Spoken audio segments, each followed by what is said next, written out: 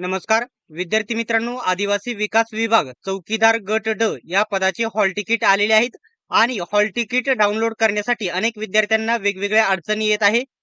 ज्या hall ticket download करण्यासाठी 2-3 वेगवेगळ्या स्टेप आहे, ते कशा प्रकारे पूर्ण करून आपण हॉल तिकीट कसे डाउनलोड करायचं संपूर्ण माहिती सांगणार आहे. फक्त व्हिडिओ शेवटपर्यंत बघा आणि आपला आदिवासी विकास विभागाचा जो स्पेशल टेलिग्राम ग्रुप आहे नक्की जॉईन करा. तिथे तुम्हाला हॉल तिकीट डाउनलोड करण्याची लिंक भेटून जाईल.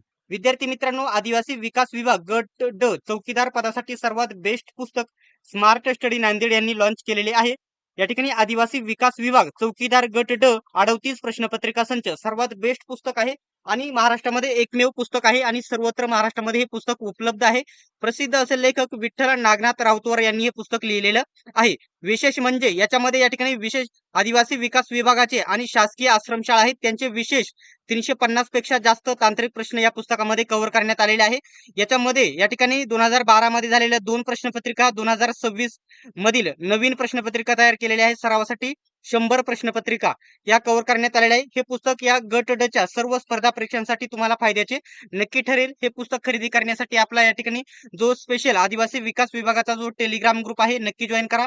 लिंक तुम्हाला डिस्क्रिप्शन मध्ये देत आहे.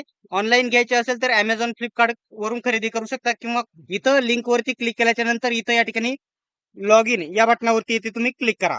ठीक आहे. लॉग इन बटनावरती क्लिक केल्याच्या नंतर जोही तुमचा ईमेल आयडी आहे, जोही तुमचा ईमेल आयडी फॉर्म भरताना तुम्ही टाकला होता तो ईमेल आयडी बरोबर येथे टाकून घ्या आणि जोही तुमचा पासवर्ड आहे, जो पासवर्ड तुम्ही क्रिएट केला होता फॉर्म भरताना तो पासवर्ड इथे बरोबर टाकून घ्या. ठीक आहे. तो देखील पासवर्ड मी टाकला. आता इथं साइन इन या बटनावरती इथे क्लिक करा.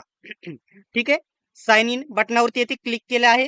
आता इथं बघू शकता माझा जो म्हणजे ज्या विद्यार्थ्याचा फॉर्मचं मी डाउनलोड करत आहे ऍडमिट कार्ड, त्याचा ईमेल आयडी इथे दिसेल, त्याचा फोटो सही दिसेल, इथं कोठे फॉर्म भरला आहे ते दिसेल आणि इथं ऍडमिट कार्ड हा ऑप्शन दिसेल. आता एक गोष्ट लक्षात घ्या, ज्या विद्यार्थ्यांचं ऍडमिट कार्ड आलं आहे त्यांचाच इथं ऍडमिट कार्ड हे नाव शो होईल, बाकीच्यांचं दिसणार नाही.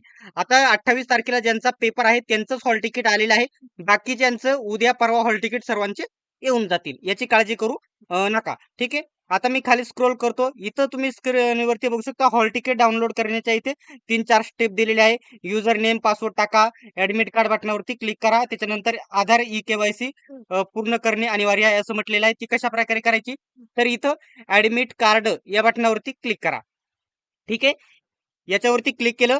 आता व्हेरीफाय आधार ओटीपी, आधार नंबर इथं बघायला भेटेल. आता इथं तुमचा ईमेल आयडी देखील तुम्हाला बघायला भेटत आहे. इथं सेंड ओटीपी बटनावरती तुम्ही क्लिक करा. ठीक आहे.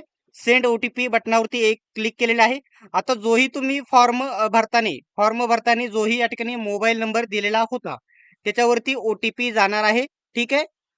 आता इथे बघू शकता सेंड ओटीपी बटनावरती क्लिक केल्याच्या नंतर इथे ओटीपीचा ऑप्शन आलेला आहे. जोही तुम्हाला जो ओटीपी आलेला असेल तो इथे तुम्ही टाकून घ्यायचा आहे. जशा प्रकारे मी इथे टाकून घेत आहे. बघू शकता इथे मी ओटीपी टाकून घेतला आहे. आता इथं काय करायचं आहे, व्हेरीफाय ओटीपी बटनावरती इथे तुम्ही क्लिक करा. ठीक आहे.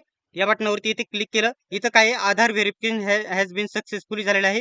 इथं ओके बटनावरती इथे क्लिक करा. ठीक आहे. ओके बटनावरती इथे क्लिक केल्याच्या नंतर इथं पुन्हा आधार डाउनलोड हा ऑप्शन दिसेल, इथं बघू शकता. अशा प्रकारे इथं तुमचं हॉल तिकीट ओपन झालेलं बघायला भेटेल. अशा प्रकारे इथून तुम्ही सेव्ह म्हणून इथून डाउनलोड करू शकता तुमचे हॉल तिकीट.